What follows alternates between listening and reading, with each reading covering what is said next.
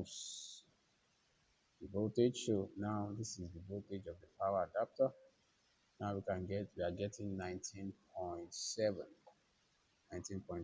volts on the first MOSFET, 19.7 volts on the first MOSFET. That's what we are getting. As you can see, 19.7. I think if I turn it this way, it will be clear enough.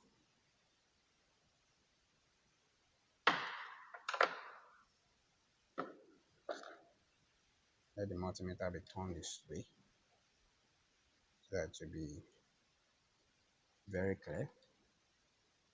Right. So now the voltage is here. That's 19.7.